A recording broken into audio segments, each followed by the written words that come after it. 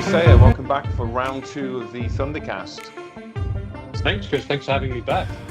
Hey, you're more than welcome. Last time was great, the conversation, but it didn't record quite so well, did it? That's okay. We got around it. That's right. That's right. Man, as always, I love getting straight to it, and there's a few things that are on my mind that I sent to you as prep questions, but your Sure. prep questions back to me were better. So if it's all right with you, I'm going to lead off with those themes, and then jump into one or two things that we talked about them. The intent of today's podcast is really just some stuff that we're both seeing and feeling in the market, the things that are being asked of us Sure. as a CIO in your case, and as a service provider in my case, and just see if we can add value to our little communities in some way. Okay. Let's do it. All right, man. Let's do it. I'm excited. Okay. So we started off with on your list, you're being asked about governance and data, old school people and culture is still a main theme. Business and technology relationships, another old school theme. Cost reductions, another old school theme. The translation of business outcomes, and I love that this is another old school theme. Yeah. Fixing legacy systems and shadow IT. And then this last component where I think we should start is really around, look, we're not really agile, but we want to be agile, and not just in name, but in practice. So how do you go about architecting solutions with outcomes in mind? Now, this is obviously the Thunder Lab shtick, but this Yeah. is a theme that we're being asked about, and you're being asked about a lot at the moment. Now, why do you reckon that is? What observations do you make on that? Well, I think technology right now, the teams are actually getting smaller in some organizations and not larger due to cost ramifications. Due to the technology that's available out there, you don't need as many people doing what they used to be doing. And I'm sure we'll talk about AI somewhere along this conversation, but that's part of this whole language that's out there.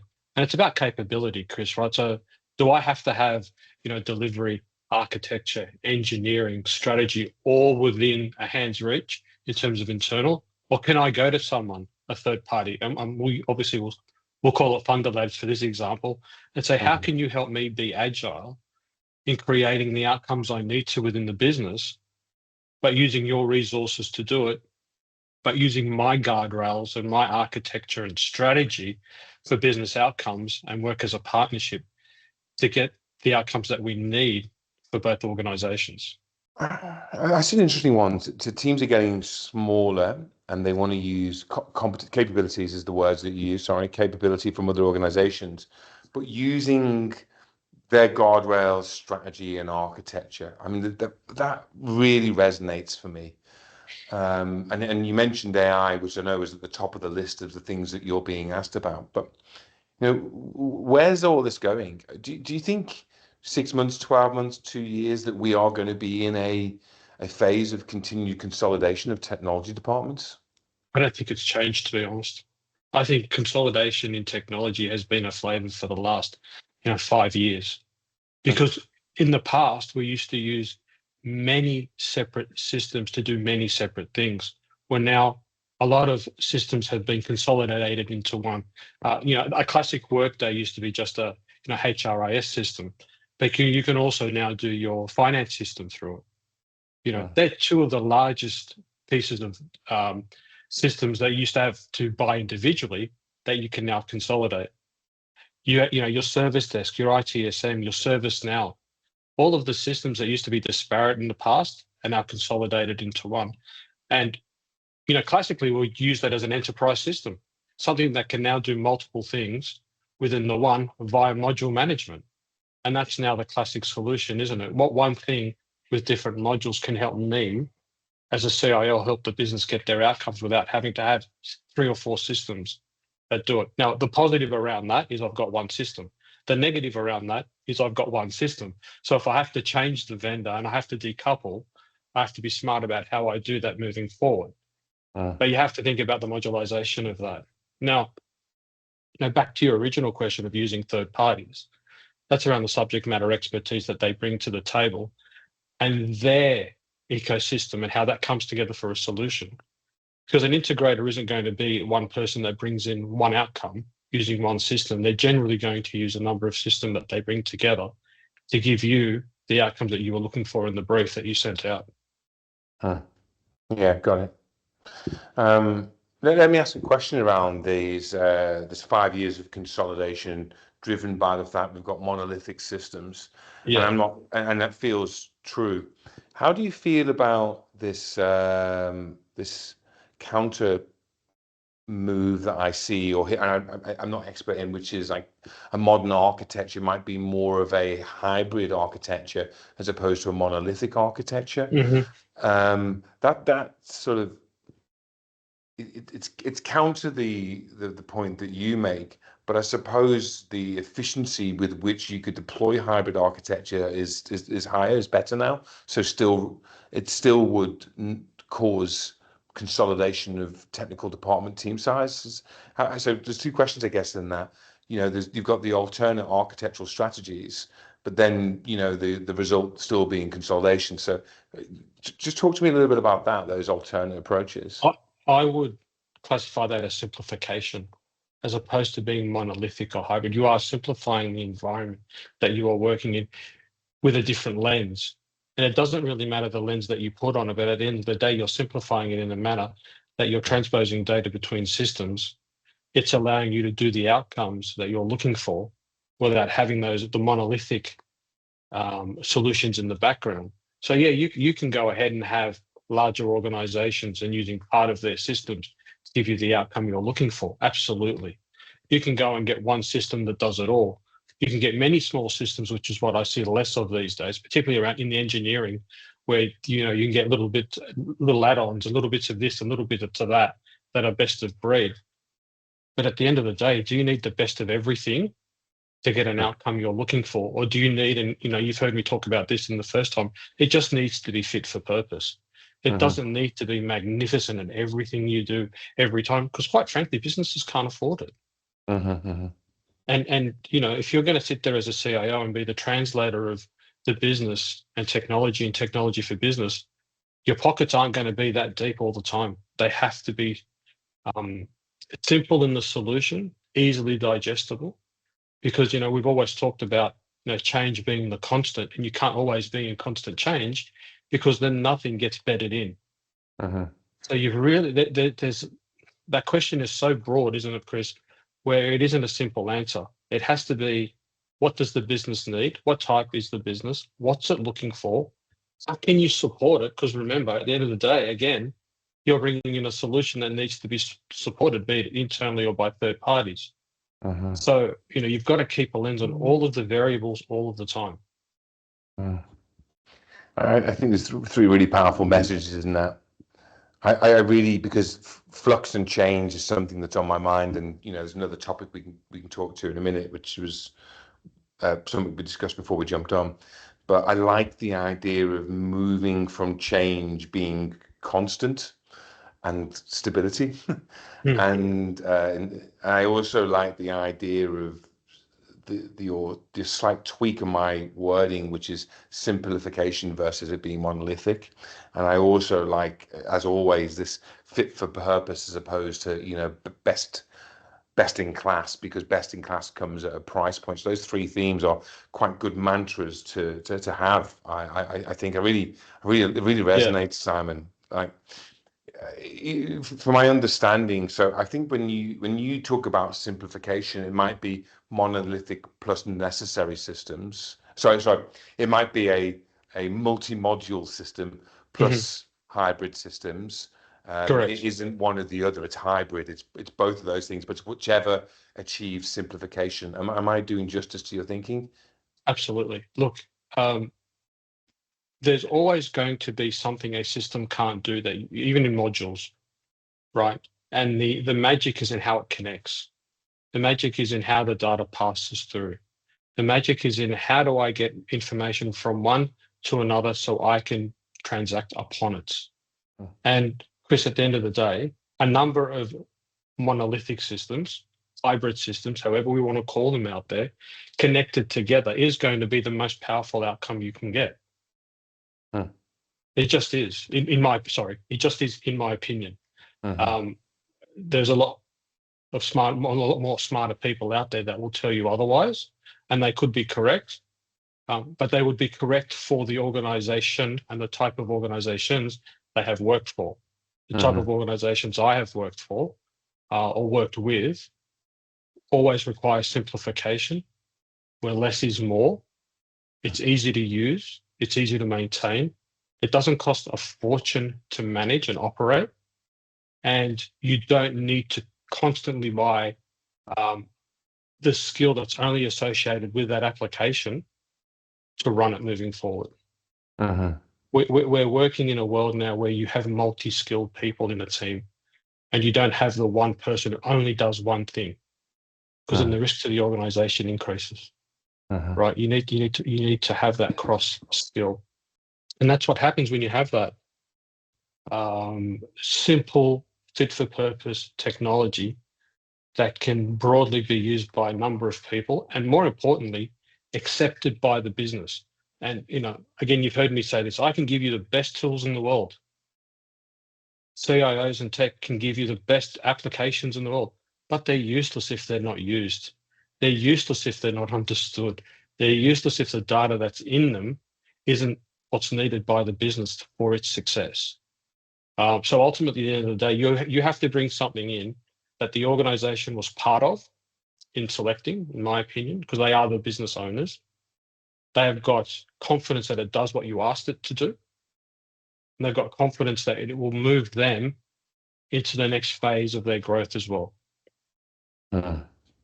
Connecting those themes, you mentioned Workday as a product earlier, and I've recently been quite involved in some Workday integration, functional consulting type stuff. And I've got another thing that I'll flow onto, but finding the skills for some of these technology platforms and Workday integration, in particular EIB, it's very tricky, and especially when the company locks down the right of vendors to be able to be certified or recommended, and it jars against me a little bit. I acknowledge what you've said, that it's not about Workday necessarily or ServiceNow or anything else. They can all be made to work for the business that they're used, understood, and there's good data. I get it, but there's the downside of these systems that you alluded to before, of you're really locked in, and there's this. I'm not saying it's cynical because I don't know enough about these technologies, but there really is something that's difficult to access the type of people that's required when you have everything in one place. And you mentioned that, and this is what you made me think about, this teams are multi-skilled. I do acknowledge that, particularly if they're as long in the tooth as say I am, and they've been around a fair bit. But it's really hard to find the skills required and have someone really multi-skilled in that circumstance. So it's more a thought that I'm offering up as opposed to a question. But when you think of that when I explain that or I play that back to you, do you have any thoughts on that? Like the challenges of those niche skills within those massive platforms that are simple. And I say EIB in Workday, but I mean X++ in Microsoft F&O as well, or back in the day it was Apex devs for Salesforce. Look, it's exactly what you've just said there. Perhaps even without realizing your back in the day comment just there, that offhanded comment. Systems and applications almost have phases that they go through in their own life cycle, their own demand life cycle, their own growth. It's the application of the month. It's the application of the year. Are we using Microsoft? Are we using Google? Are we using ServiceNow? Are we using, Workday? Are we using Octo? At some point in time, a application or a system or an organization goes through a growth spurt through demand. That demand, in my opinion, again, leads to a flux of resource availability. Everyone wants them, then everyone doesn't want them. Then everyone wants them, and everyone doesn't want them. Then it's all about at the point in time where someone makes a decision, again, we'll use AI and forget that it's ChatGPT or anything else or any skill at the moment. Go find someone at the moment now around AI in the marketplace, and you will get someone who really, really knows what's going on and someone who's just coming into that sector. That's got nothing to do with an application, but it's got to do with the skill. And I think the questions that we should be asking ourselves are, where are the skills? Where are the shortages? What are we looking at? Are they related to applications? Are they related to outcomes? Are they related to engineers? Australia, we keep forgetting, is a small country and doesn't have a lot of resources readily available. Hence, there's a lot of outsourcing that goes on, and you usually have to buy the outcome that you're looking for because you can't always control the resourcing. You are unique in the sense that you are the outcome that people look to achieve their goals. You are the resource home that people knock on and say, can you help me get? And so your struggles are magnified by the amount of people who are asking you to find those kind of resources. That's a really nice perspective. Yeah, I think you're right. People normally call me when they're in the shit to find a particular type of person. If I can't find someone, who am I going to? A trusted advisor. Mate, I need you to get me a ... in and fill in the name of the role. Yeah, this will make you laugh. And just the other day, someone has a progress-based ERP, and they came to my enterprise services team to get progress devs to be able to do. And it's like, well. Yeah. Yes, but it reminds me of back in my early career looking for Kix Cobol DB2 people or whatever it was, So you're exactly right. I think that, you know what, I really enjoy that lens that perhaps, it's like being a fireman, seeing there's lots of fires because you're called to every fire. So I really, that's gold right there. I really. Just a change of speed a little bit, because you mentioned about the magic. The words were, the magic is in how it connects and how does the data pass through simply. This is something else that I'm being asked for a lot. AI enabled applications, whether hybrid or large or whatever the strategy is. It's about that connection. So it's a real key theme, right? And I know we spoke a little bit about it, but if I'm in the market and I'm procuring to whichever strategy, like how should CEOs and possibly peers be going about this right now? Like, because you're being asked about it a fair bit, right? So what like on reflection, what should they be doing to bring to life the strategy, whether it's modular or a large system? That is such a large question, and You're welcome. Thank you so much. But it really is, because with so many disparate systems when you're talking legacy, or with so many consolidated systems when you're talking modern architecture and simplification, what you need to do is almost find what would be a good analogy? A mailman, someone who delivers those messages. I take it from this address and I give it to that address because that address wants it in a certain format. Do I have a large file or small file? Do I do things via process? Do I do things via automation, or do I do things via AI? If you even take those three different examples, which are the different levels of maturity, they all still require data to make decisions. They could be manual decisions, they could be automated decisions, or they could be AI decisions. But at the end of the day, you've got to find a post box, a delivery mechanism that captures the data, translates the data, and sends it to someone who can action it. Because data is only data until it becomes information, and information is only information until you act upon it, then it's an outcome. And so the magic, I think, which is the word that I said that you look for, is finding something that allows the consolidation, the centralized consolidation of information management with guardrails that allows you to move that data in the right way to create information to act upon it. And what does that look like, Chris? That looks like many different things to many different organizations. One, obviously, again, depending on size, budget, complexities, on systems, et cetera, et cetera. But that's leading to AI, isn't it? That's leading to data. That's AI growing AI through growth, through it teaching itself, through people, educating one person to another. Now AI is teaching AI, right? But you can't let AI make the decisions. You have to let AI gather the data and give it the guardrails to make the decisions within those specific reasonings. Yeah. That answer your question? It does. It does. The pause I was reflecting on, wishing I had more knowledge around data, your delivery systems around capture, translation, sending, and the pause was specifically thinking, if it's not an AI-based strategy, then why would you be using a Blue Prism, or is it UiPath, one of the other RPA tools? Look, I don't think we should be concerned about the tool per se, because a tool is just a version of a solution that different people can bring to the market. I think we need to be talking about the type of solution that we're thinking of bringing to the market. Because why do I want to do X if I can do Y? Or why do I want something complex if I can do it in a simple manner? What do I again mean by that? Is it easier for me to change a business process where I've only got to transact in a single manner as opposed to AI?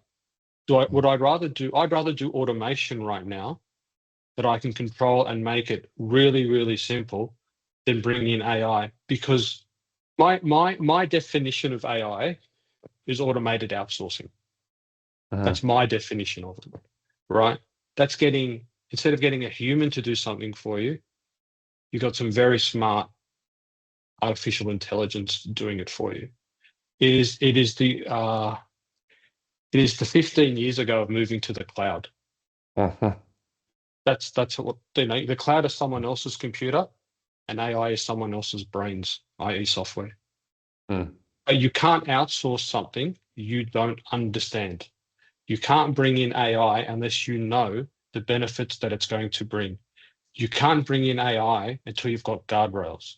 You can't bring AI until you know if it's going to give you the efficiencies and the cost savings. You can't bring AI unless it's bloody well secure. Right? In other words, all I'm saying is don't outsource something you don't understand because everyone says you need AI. You will get to it and you will do it well, but you need to bring in the guardrails. What is my cost to serve? What am I solving for? If I'm really going to save a head count, is it really worth losing the human touch? Different organizations value different things. I've seen it in previous lives where I won't mention who, but certain airlines would rather have many more customer service people there and have automated baggage systems, as an example, because their ethos is around customer service and the human touch. Now, AI doesn't play in that particular space right now, and if you're a plumber or an electrician, AI really isn't going to bother you for a while. But if you're answering service desk phones, you're in big trouble, right? Because people just want answers. It's a really, really interesting theme that we're getting to there. You remind me of something I heard recently. You said, don't outsource unless you understand it. And if you don't know it, insource it. If you know it a little, near source it. If you're an expert at it, then you can outsource it. Sounds pretty good to me. Yeah, I think you might have said it last time. No, I didn't. But I'll take the credit for it if it wasn't. Sure. Well, but it is an interesting counterpoint to people bringing in lots of experts to help them with whatever the strategy is, and maybe my company is a bad example. I find before I can give anything to anyone, it's not because I'm a control freak. It's not that. I have to understand it enough to be whatever the concept is, to be able to explain it to whoever I'm asking them to do the work in my own team before we go anywhere else. That does create a bottleneck where sometimes I'm saying, look, no, you just need to leave that with me, because I don't want people running off on rogue experiments, without it being centered around our strategy as an organization. And I imagine technically, and I'm more commercial and product guy, but technically the concepts must be similar.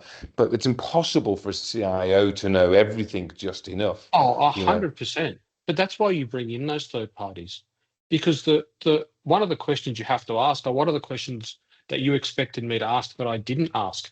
Help me understand the value that you bring in. This is the problem statement that I have, vendor A or AI expert A.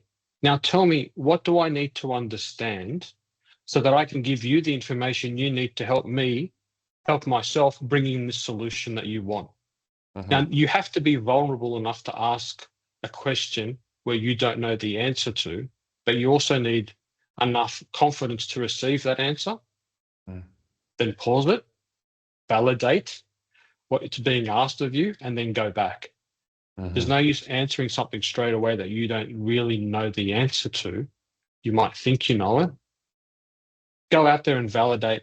Ask people. There's many, again, many ways to skin a cat, many ways to bring in AI, many ways to bring in automation, many HR systems, many, finance systems. But let's just go ahead and ask that right question. That question you've asked, help me understand the value you bring in. Simon Sinek's golden circle is always talk about the why before the how and the what. Do you find it evasive when a potential vendor talks about why they're in business as opposed to how and what they do? Or do you find it compelling? A good question. And it's never the same answer. It depends on the vendor and the relationship and the solution. Sorry about that. Look, it doesn't matter. Perhaps I could answer it for you this way, Chris. Yeah. It doesn't matter which way you start the conversation, the why, the how, or the how, or the how, the what, and the why. It doesn't matter what order but as long as you cover all of the points, then you get an understanding of the relationship and how it's going to form. Because that person's strength might be the why, their architects might be the how, and you might be the what in the equation. You're never going to have one part of that relationship answering all three parts of that question, because then there's no use in a relationship. I think there needs to be that gel of two organizations, three organizations coming together, whatever the solution roadmap is, and understanding each one's piece of the puzzle. Because your what and my what are different as to my why, and your why are certainly going to be different in terms of a vendor relationship. I was at something recently with a bunch of vendors who technically are competitors, and the CEO of the company that had arranged the meeting sort of went and insert famous name, went around to each of them, and they gave their spiel about why them. And it was one of those moments of absolute clarity observing this then, because my why was, I'll work with anybody here if you say that you need an ecosystem to deliver this result. Now, I'm not saying it landed and it was the right answer, but it is certainly a deep held belief that I have that service providers, and there's good ones out there, don't get me wrong, this isn't a knock on them, but good ones will work with a Deloitte or an EY or an Accenture, or because we do a small thing, we can't do what they do. There's no way. But those teams are complementary. I also I have some great relationships with partners in those big consultancies, and the right partner will also use a smaller company for their niche skills. And I think this is a really it's a sort of a monologue into what I think the advice that you're offering, and because it's something that's on my mind too. I think the modern CIO, whilst everything needs to be above board with RFPs and all that, and it's not jobs for mates. Because I hate that. I scratch your back, you scratch mine. But a modern CIO, and maybe it always has needed this, must have access to a partner ecosystem. People, like, things they can gel together, I think, to be able to draw upon no matter what the problem is. It doesn't mean that they're mates with Workday and therefore the answer is Workday. I don't mean that. but maybe it is. I really feel like it's an important thing for people to know, because it's not just about the ecosystem of vendors should they go and get the job. It's also the people who are willing to sponsor them into opportunity, like sponsor their efforts. Like it feels like it's an important thing that you're saying. Like it's essential to have a network, and it's essential you need to know who to call. Those are your words. And it's essential you can gel together a group of providers in your own team to deliver on a solutions roadmap. I think that feels like there's something meaningful in that. I think that's got to be the backbone of any architecture. You've got a whole gamut of opportunities out there and solutions that you can rely on. The questions you have to ask are, who's going to help me do it? Or firstly, can I do it myself? Do I have the experts to do it? Mm. If not, who can I call upon to give me advice or tell me something that I don't know? And I'm a big fan of people telling me stuff I don't know, because there are a lot smarter people out there than many people, including ourselves, in a phone call, in a team, in an organization. That's why they're subject matter experts. And then go ask someone else that same question, who you also trust. No one ever has one trusted advisor or one organization. I think you'd be limiting yourself if you did. And play that back. Get up on that ball. Sit with your team. Sit with them again and have a second meeting and a third meeting. And what did you mean? And have you considered? And where do you land on this piece of advice? And I've heard that. And how do you solve for this? And all the questions we've asked ourselves and others over the last 15 or 20 years in this game. The biggest takeout you can ever have is you build relationships, you have trusted advisors, and work through that and see where you land on the solution.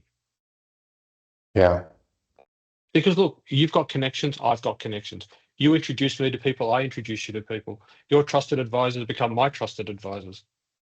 You ask me a question I don't know the answer to, and it keeps going around and around. And that's why you have so many companies who are very good at what they do, because they have relationships with people who are very good at what they do. Mm. And, it would be cynical of us to sit here and go, I have one trusted advisor. I don't. I can pick up the phone call and call you and call, previous leaders and colleagues and trusted people and go, mate, I need you for a minute. I need some advice. How would you? Have you considered? No one's ever going to say no if you ask the question, can I get some advice here, please? Yeah. Never heard anyone say, no, you can't. Yeah, I think, it's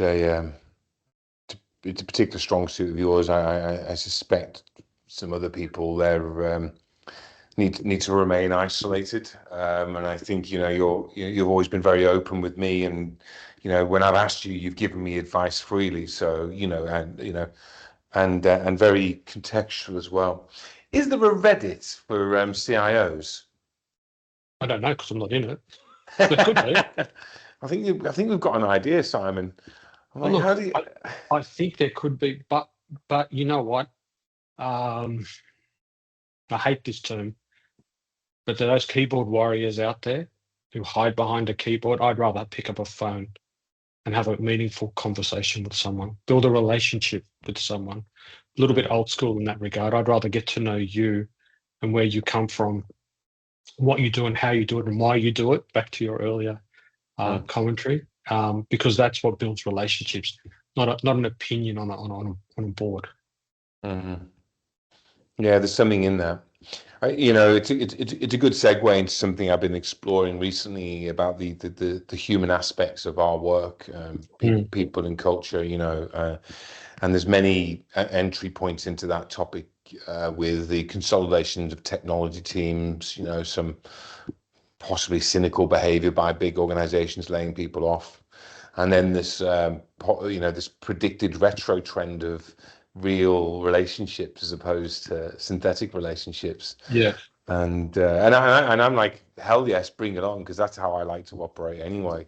But one of your entree themes, it was the second most popular thing that you've been asked for, off the top of your mind anyway, was around people and culture.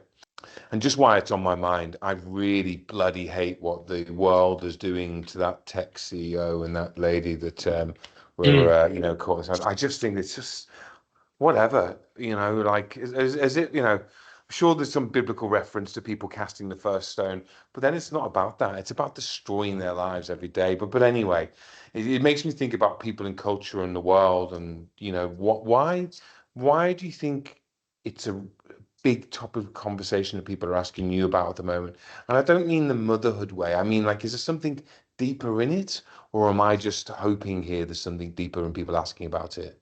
I think the last three conversations with MDs, CEOs that I've had, who are either new to their role or looking to change the culture of an organization, has been around the previous incumbent, be it person or organization, let the people run it the way they want to run it, and everyone went in different directions. Or they didn't invest in the people, or they didn't invest in the team. They weren't there for them. And I think when someone doesn't feel like they're wanted, or like a child who hasn't got a parent who's going, "Are you okay? What's going on?" or giving them rules and guardrails, Mm-hmm. then the 50 people in your team are going to do it 50 different ways. And they're not talking to one another about it all the time. You've got your teams within teams that often, build their own culture within a culture, which is often great because at least they're working together. But I think if someone's looking for a change of an organization, they're looking to bring everyone down the same journey. The old adage of, are they on the bus or are they not on the bus? And mate, if you're not on the bus, it might be time for you to get off at the next stop, because that's not what's acceptable here anymore. And sometimes you lose good technical people, to be honest. That I've seen it happen in sporting teams where the best player, who's considered the best player as they go, because they're just not fitting in with the new way the coach wants to do something. And everyone says organizations are like families, and I'm going, no, they're not. Organizations are like sporting teams. Everyone's got their position. You've got a captain, and you've got the president, and you've got a board member. But if you're not playing your part in a team and you're putting the organization first, then we can swap that player out. And I said it in my last organization, as a CIO, I'm wearing that jersey for the period of time that's appropriate for me to wear it. And hopefully I'll leave that position in a better state than what it was. But we're a sporting team. We all must play a role, and we all must work together. And the organization is bigger than the team, and the team is actually bigger than the individual. I know people will hate me for saying this, but it's company first, team second, individual third. And most people do it the other way around. That really resonates about you can swap players out, but you can't swap your family members out. I'm sure my family have thought about swapping me out a few times. I've not been swapped out. I've been swapped out, trust me. But I think it's true, Chris. I think, we've got to work together as one. And you use that family analogy, but it's true. You're a family unit. You're not individuals, right? It's actually called a family unit. And a team is called a team for a reason, and an organization is an organization for a reason. And there are a whole bunch of teams working together. And the culture is the consolidation of all of those teams working to the same outcome in the same way, displaying the same kind of behaviors that you accept to be true and right for that organization. I would imagine, without attempting to be too philosophical about it, as the consolidation of technical workforces continues, workforces full stop, and we approach a work renaissance. I mean, this truly is a period of renaissance of all types of change, driven by the technology of the day. The people and culture component, not as a motherhood statement thing, like we're like a family, because that's motherhood and it's bullshit. Like really, it does my head in. But but the real job of people and culture as leaders or departments is, because and connected to that original thought, is people are going to be afraid, I think, but potentially with what's going to happen to the workforce, to their livelihoods, Definitely. Others are going to embrace it. I think it's a really important moment in time where, I'm just going to say this as a credit to you. I was introduced to you because my mate said, "Now that's a good leader. You should meet Simon." That's how we've met, right? And Thanks. so yeah, right. Well, thank your mate who said Simon's a good leader. So that's why I tune into you when we're talking about these things. I just think it's more important than ever, and I think some of the insights that you offer, yeah, because it's about people and culture, but just the things about how you think about the outcomes. There was a word you said before. It's not about the tool, it's about the solution. I know that's talking about technology and solutions, but it's also, beyond the individual, it's about the entity. But ironically, by taking care of the solution, you take care of the tool. By taking care of the entity, you take care of the individuals. It's like a higher order thinking than being in the detail. And it's those systems. When I talk to you, I feel that come from you. And I just observe that people in culture is such a, I don't know, it just needs to be done better. Well, here's the realization for me as you were talking as well around consolidation and simplification. As organizations are actually getting smaller, people and culture is becoming more important because those individuals now stand on their own. Hmm.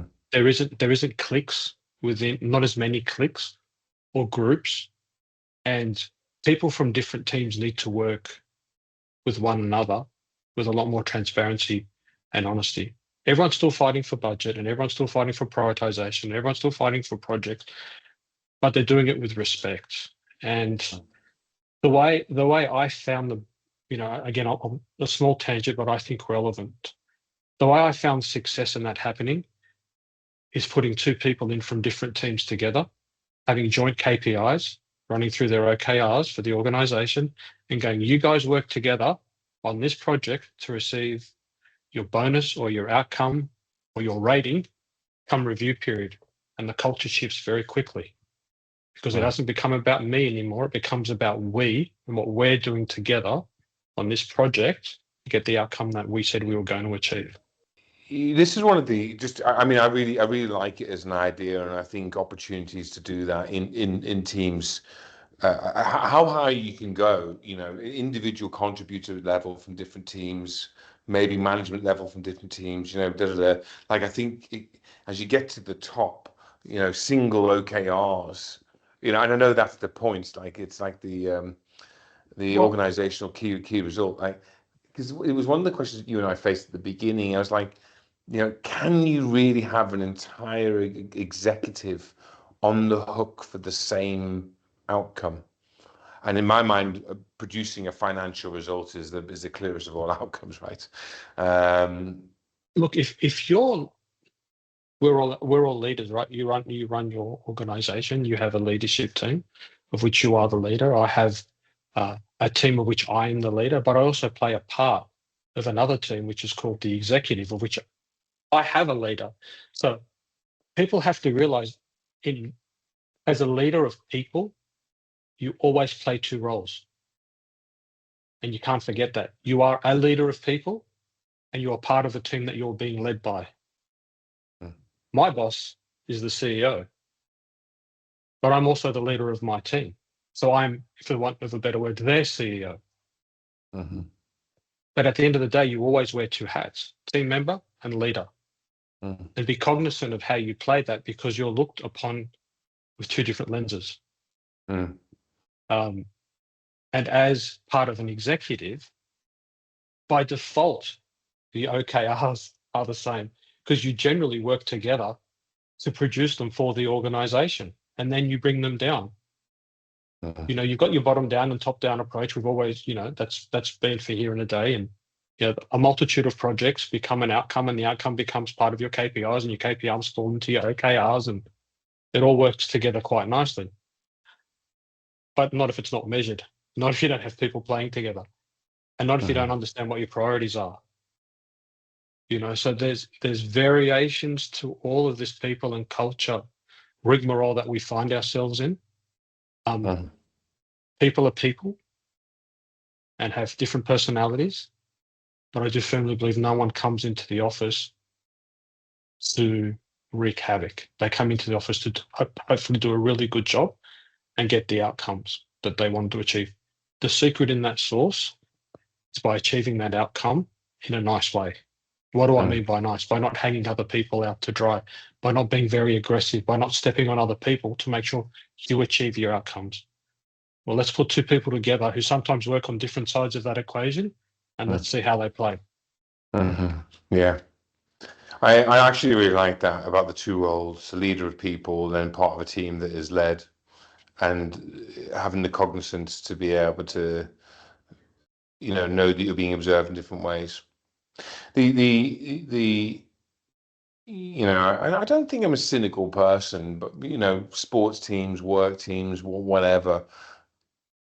I'd love to think that people really pull together for team outcomes. It's really I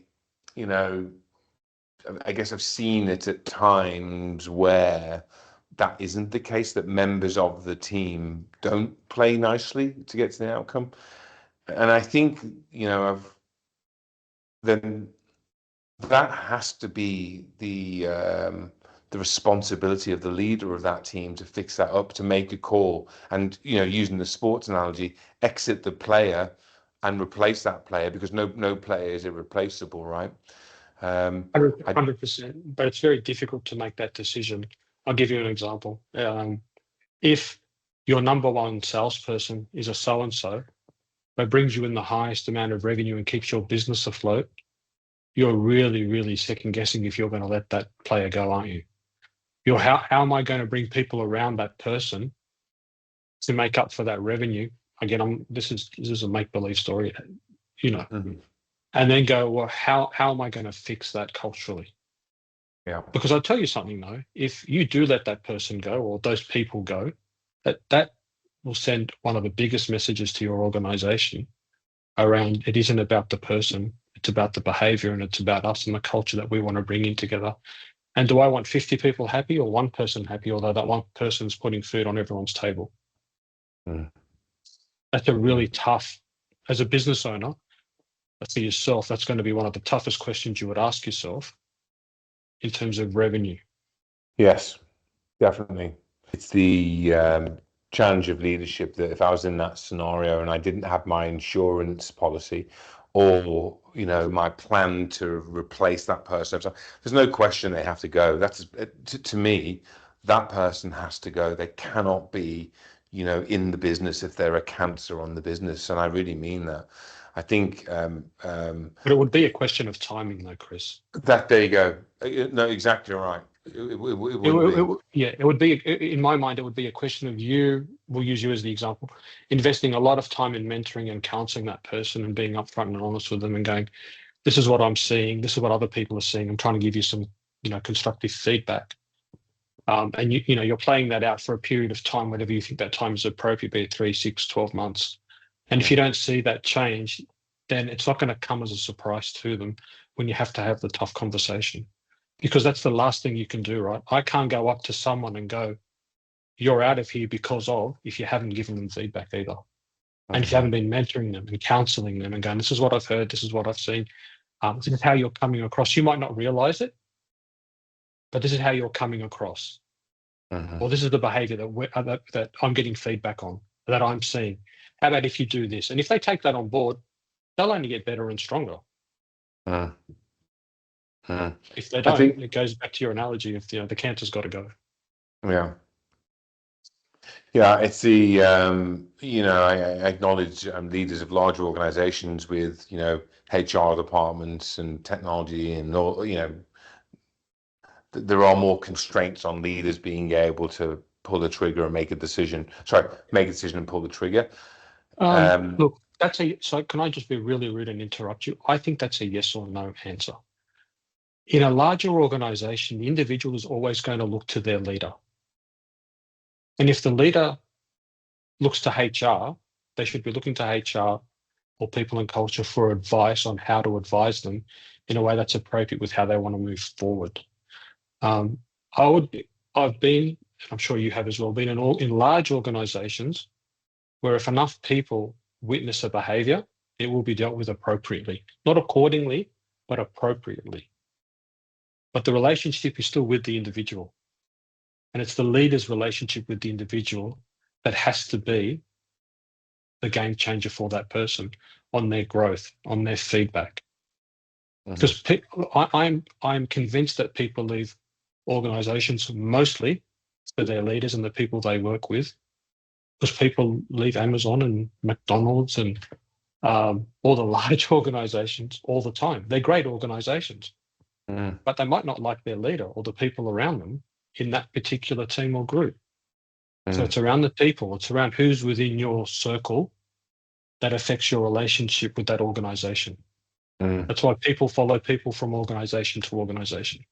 Yeah, it's a daunting weight to carry to know that it's not always the case, but often it's the case that if people are leaving, then it's time to look in the mirror, right? I mean, Absolutely. I know there's organizational pressures. If it's not financially performing, people might jump ship and whatnot before it happens. But yeah, I also think people will stick around for the right leader, and the right leader can also help people navigate that uncertainty. Back to the point of the people and culture comment at the beginning, it's so important. But listen, we should also put on our other hat, Chris, which is let's get a person up to a skill where you're asking them to leave so that they can fulfill their own growth and role elsewhere, because there isn't space where you are right now.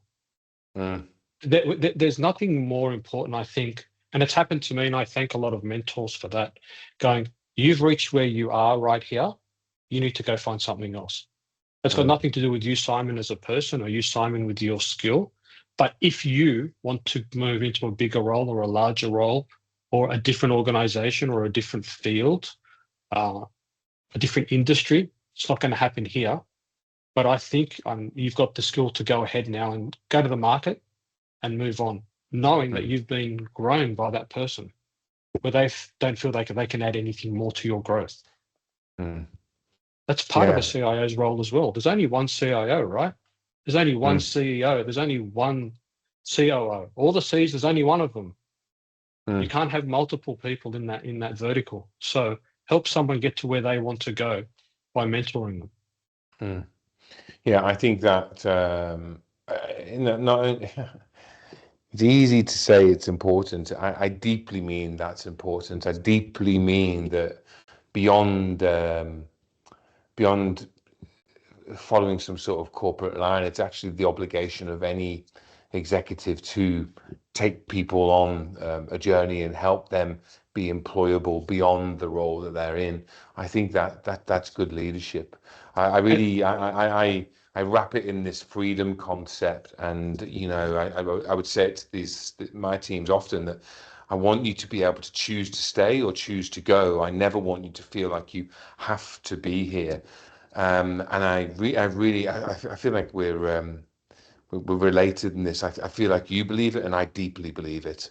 So For sure. And I also believe that you need to prepare someone to take over your role as well, because when it's time for you to move on to other things, you've groomed someone who you've groomed in your style, but has their own style as well and can add a different lens to things. And they've taken hopefully the best of you, forgotten the worst of you, and done it for previous leaders as well, and have built their own. Because not everyone's going to stay. Not the times where someone stays in their job for 10 years, 5 years, hopefully 5, but anything more than 5, people usually move on. But hopefully you've mentored someone to go into that position as well. Yeah. I was talking to another CIO some time ago now, but that look for mentors, but also look for sponsors, because yes, you want people to be able, to help you upskill. But I think now more than ever, again, human connection. It's about being able for someone to say, "Hey, meet Chris. He's a wonderful person. You should employ him or give him a chance or whatever." That mentor network is important, but the sponsor network is also how we remain, employed, I guess, or connected. Or I actually think that's life. Our parents probably have said it, and our parents' parents have probably said it, because it was more, it's who you know, not what you know. That's right. I mean, how many times have we heard it? It's who you know. Ask someone to introduce you to someone. is good as long as you've got a like. Let me explain that further. Don't ask someone to introduce you to someone else if you don't have a relationship with that first someone. Mhm. Do you know what I mean? That's just using someone to get yourself, forward Mhm. and positioning yourself. But if you have a relationship with someone and they're happy to sponsor that conversation because they trust you to be that individual that represents them, because ultimately, if Simon says, Chris, you should speak to someone, in some way, Chris is representing Simon's relationship with that third person. Yeah, very true. Yeah. Yeah, it's the sort of a trusted ecosystem, so to speak. Yeah, Absolutely. Yeah. yeah. These themes are making me think about one of the first ones we talked about, and we always can power through our time. I don't know where it goes. There's a few themes, but one wraps up in a few of them up. It's the translation of business outcomes or translation of business requirements, and underneath it, I've got cost reductions, fixing legacy systems or processes or architecture, and I'm sort of bundling them up a little bit. But like, what is it you think businesses are trying to achieve at the moment? Like, what are you seeing as the theme, or you're being asked about? I think the ultimate question seems to be, can you get under the covers and tell us what's going on? Sometimes organizations don't. Sometimes technology is still that black hole that people don't get or Mm, understand because the incumbent or the previous leader has dealt with it as its own ecosystem. mm, My last two roles have started with that conversation. Can you please tell us what's going on here? Because we don't quite mm, understand it. And that's coming from the executive, which is obviously then being driven by the board. And then it's about mm, transparency and honesty. This is what's going on. This is what's good. This is what isn't so good. This is what we can improve on. This is what you really need to focus on right now. And back to and this is why. You must explain why. mm. The observations that you're coming or advice that you're coming to them with has got to be, well, this is what I see, and this is how you can help yourself, or we can help each other get to that outcome. Mm, But from there, it's a plan of attack. From there, it's what's the relationship with the business and the business units. From there, it's prioritization. From there is where do you want to invest your money. From there is what are the goals of the organization and how does technology and the CIO play their role as a partner in achieving that with you, for you, and together. Um, Technology and business historically should have never been two separate things. It should have been us and them, and that's why you have shadow IT, and that's why people get frustrated and go get their own things because they don't have a relationship with that group. But mm, technology always has been the enabler of a business. You've just needed the CIO and the CEO or the CIO, whoever the reporting line is, to have that strong relationship to be the translators of it. mm, And forever and a day, that will be the first question. How can we work closer together? Tell me what's going on. How can you help me as a business? Because I'm finding more and more is that the CIO is also the delivery arm of the organization. They mm, effectively also, for the most part in the last 10 years, is the delivery. It's the project management, it's the BA, it's the change. They're the roles that sit within technology as well, because it's that structured delivery of projects, because the majority of projects sit within tech. mhm. Yeah, it's very true, isn't it? That those functions sit with the CIO, and again, I feel like it's a dangerous thing to think on, the modern CIO. I think it's always been there. Really, really, the role 100%. should have been, and it is in some cases. I'm not saying this because I mean that it's been a few years now. There's brilliant leaders that I've worked with over the years. Like, I mean, brilliant, not just because I'm just trying to achieve it. I just like the Mm. way that they lead and they think like that. But for every one of those, I do hear the other stories of people running their own race. Let's say whether it's on the business side and doing a shadow IT or Sure. um, or technology. Being technologists.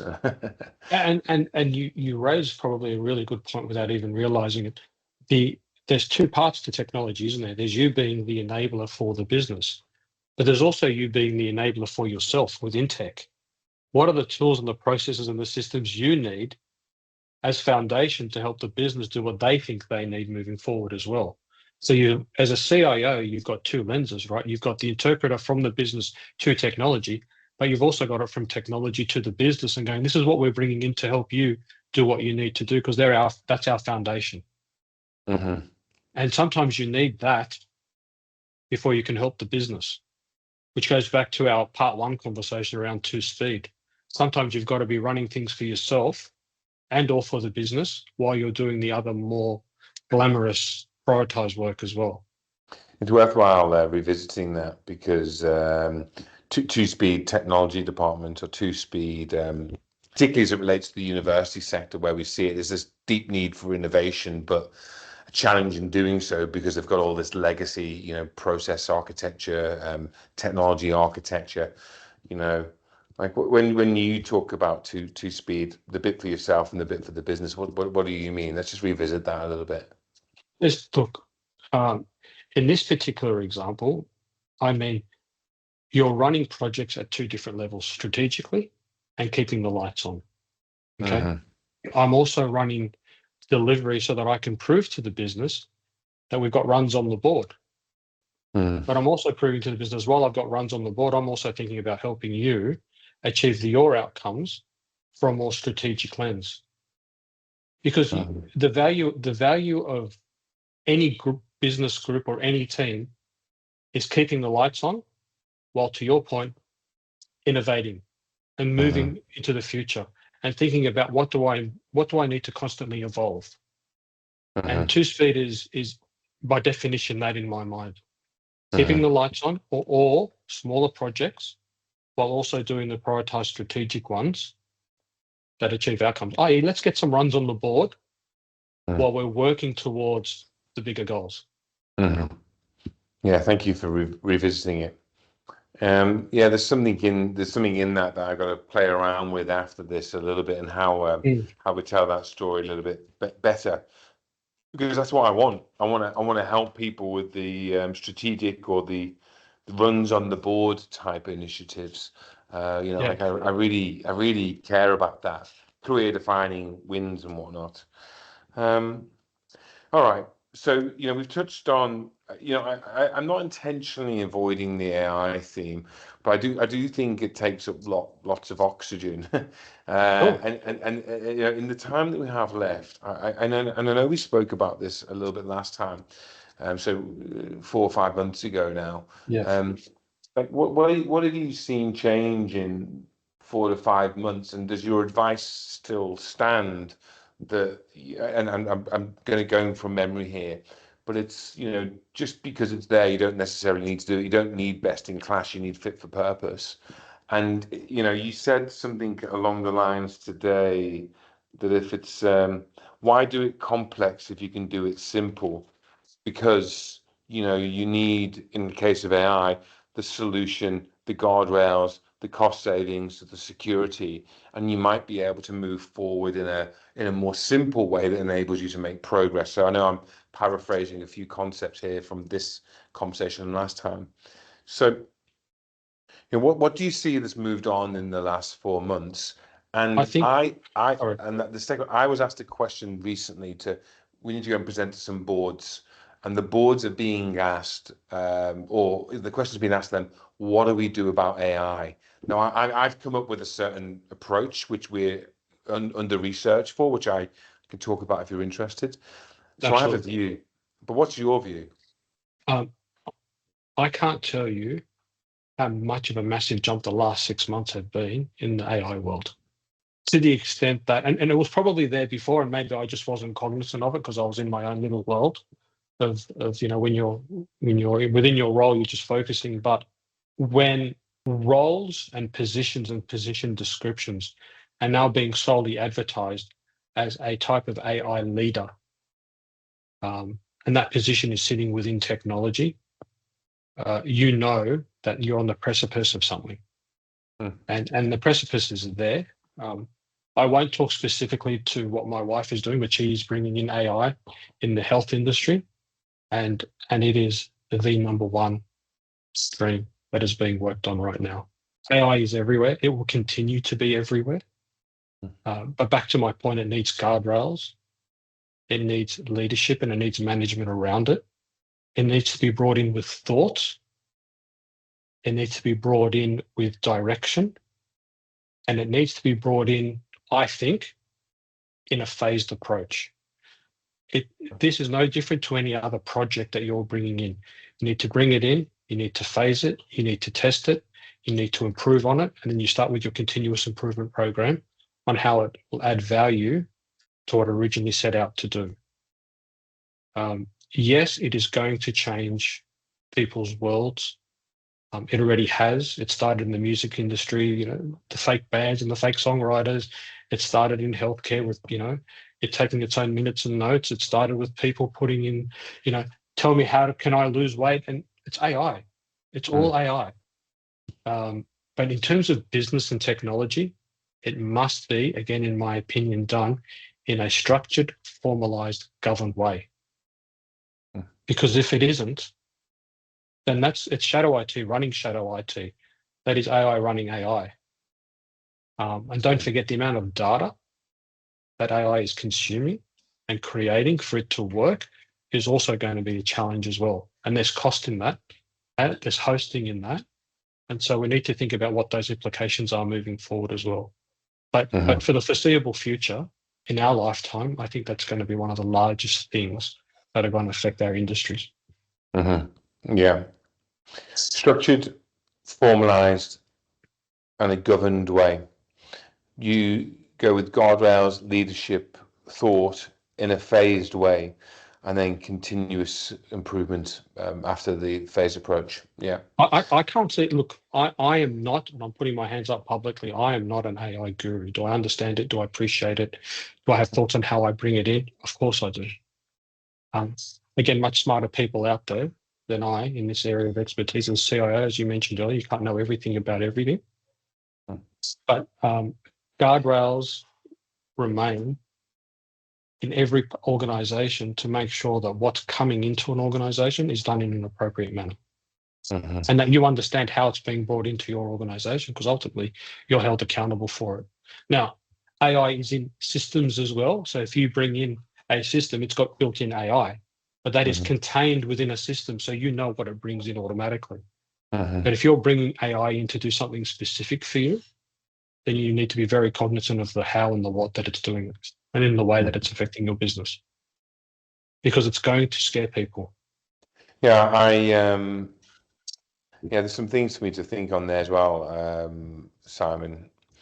So can I ask you that question then? What are you saying to board members around AI? A company asked me, a non-technical company said, "Can you come speak to the boards that we give coaching to around what they should say about AI, because you're a technology company?" And my response was, "I'm not an AI expert." I'm a phased delivery expert, and even in that, I rely on my people to pick things that can be delivered with a low blast radius, that are secure, that we deliver in a structured, what value is it going to return way.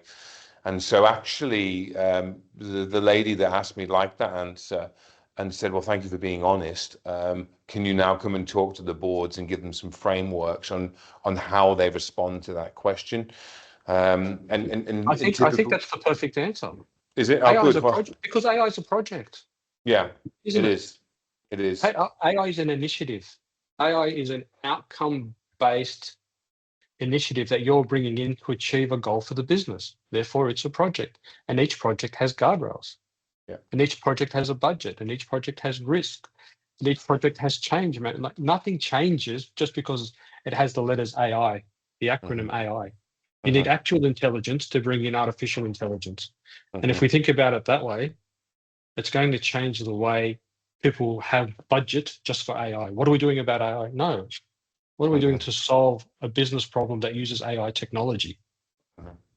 I mean, that really resonates too. I do sometimes feel like I know there's a gold rush going on, and I'm standing at the side of it, letting other people rush to the goal. I don't mind setting the map of how they might deliver a project on it, but I do sometimes feel foolish that I'm not launching an AI product. I did try early on. There was a few things that we explored and the space was so nascent at the time. Maybe we're too early, and like you ask my engineers, and they're like, "Oh yeah, that's like a project I did 10 years ago." Some Yeah. version of it, Yeah. but so I do sometimes feel that I'm ignoring the gold rush, but it does feel true to me that we have our not that we have our knitting and we're sticking to it, but if someone wants to implement, I think we can help them. But it's not that, oh, no matter what the question is, the answer is AI. That doesn't feel right to me. 'Cause something that's really on my mind is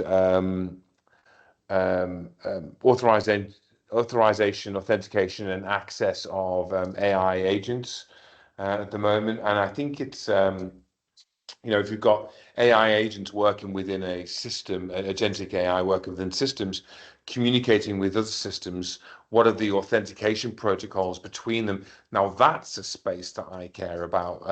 I was talking to, funnily enough, someone in the health industry who is an expert in AI. I don't know if it's the same company as your wife. And he was talking to me about, is it MCPs, model some control protocols, which is how these agentic AI systems communicate with each Beyond other. me, mate. Beyond me. Yeah. Okay. Just not Yeah. too smart for me.